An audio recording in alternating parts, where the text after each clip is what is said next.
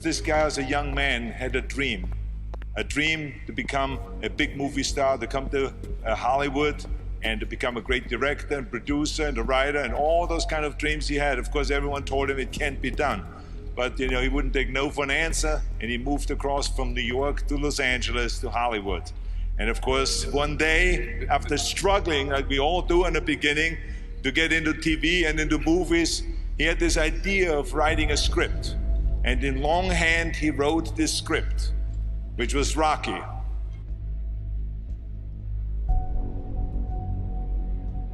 It's all about dreams, and by the way, dreams cost nothing. They're free.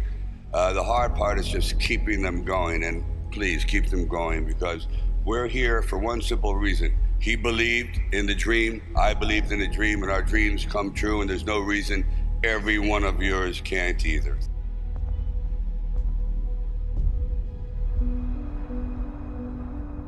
I used to sit in this little apartment, and it was a room. As a matter of fact, the room was so small, I remember I was able to open up the window and close the door while sitting on the bed at the same time. It was like 8 feet by 9 feet.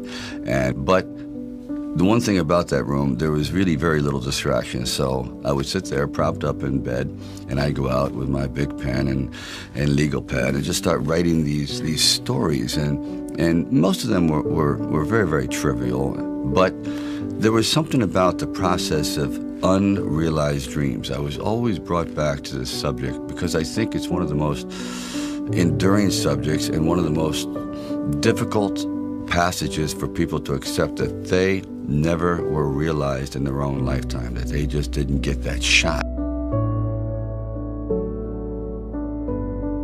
I decided it was a time to come to California, so I went to California. And I moved in the valley, and things weren't going very, very well there. As a matter of fact, I had to go out and try to sell my dog because he was either do that or he just was not going to be very well fed. And then one night, I went to see Muhammad Ali fight. For one brief moment, this supposed stumble bum turned out to be magnificent in the fact that he lasted and knocked the champion down. I said, boy, if this isn't a metaphor for life.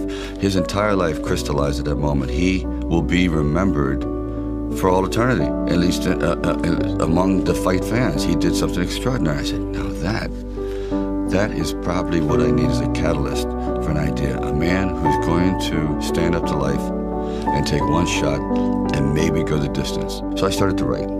And it was one of those writing frenzies. And 3 days later, I came up with the script of Rocky.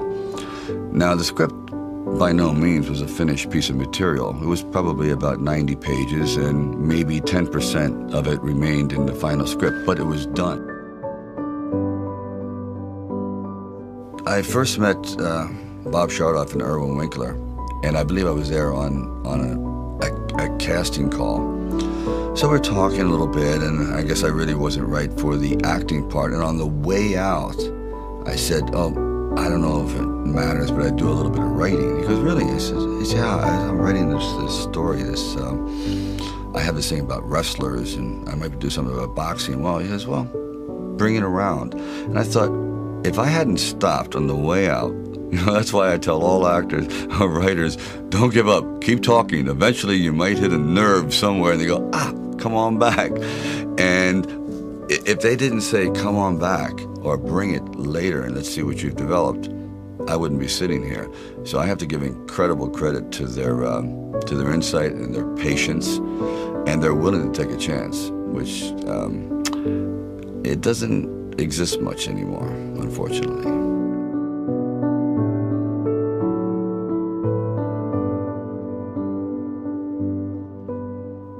Originally, when I brought the script to them, they were fairly enthusiastic about it. The one thing they were not enthusiastic about was me playing the part, and I really can't blame them at the time. But there was something inside of me that this opportunity is never going to come around. And I really wasn't used to money, and I had no idea of what I would be missing. But the temptation started to come forward. First, it was $25 grand and $100,000. I go, well, I never heard of $100,000 because I had like $106,000 dollars in the bank. And like I said, I had to sell my dog, and things were not looking very, very good. My $40 car had just blown up, so I was taking a bus to work. But still, it didn't matter. I wanted to stick with it. Then it went up to $150,000, $175,000, and it went up to $250,000. Now my head was starting to spin, and it went up to $330,000, and probably I heard it went up to $360,000. And I thought, all right, you know, you've really managed poverty very well. You've got this down to a science. You really don't need much to live on. I had like sort of figured it out. So I was not in any way used to the good life. So I thought, you know what? If I know in the back of my mind, if I sell this script and it does very, very well, I'm going to jump off a building. And if I'm not in it. So this is one of those things where you just roll the dice and you fly by the proverbial seat of your pants and say, all right, I gotta try it. I gotta just do it. I may be totally wrong, and I'm gonna be taking a lot of people down with me, but I just believe in it. We were working with the handheld camera at the time with Garrett Brown, and it was somewhat experimental. And he'd film me running through shopping malls and up down the steps and flights, curved corridors along the river, until finally my legs basically gave out and I'm like writhing on the ground, and I want to rise up and say, John, I'm dying here. And he goes, no, use it. Use the pain. I said, for what? I mean, I'm in misery. He goes, well, no. You know, it's giving your character, it's giving him some depth. I said, it's giving me bruises. It's giving me like agony. I can't sleep at night. Like the scene where we just jumped down and saw this ship along the dock, docked along the pier. And I said, just jump out, run as fast as you can along the ship. And I'm running and running. I said, you know what? My legs are buckling. I'm literally going to crash down here. Teeth are going to go, jaw, face. I'm just going to be ground down to this flat-faced image. Please. And I just barely made it.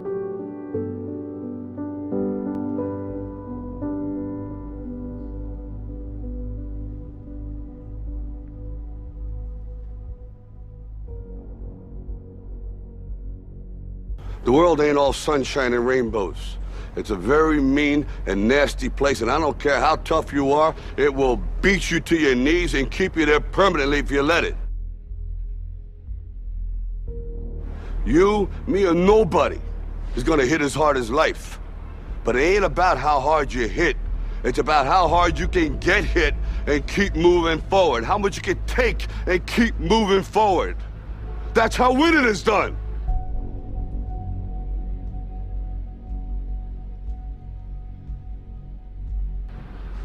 Now, if you know what you're worth, now go out and get what you're worth. But you gotta be willing to take the hits and not pointing fingers saying you ain't where you wanna be because of him or her or anybody. Cowards do that, and that ain't you. You're better than that.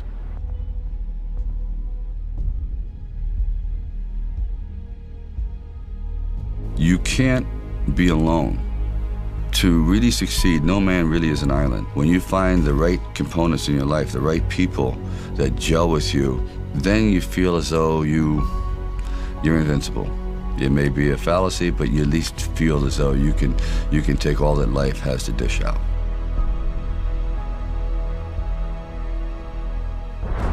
At the very end of our lives, if we can still say, you know, we were never humbled, we were knocked down, but we got up, and I can say, I lived life with integrity, and I took all the blows, as the song says, and I still prevailed. I think that's a good epitaph for anyone.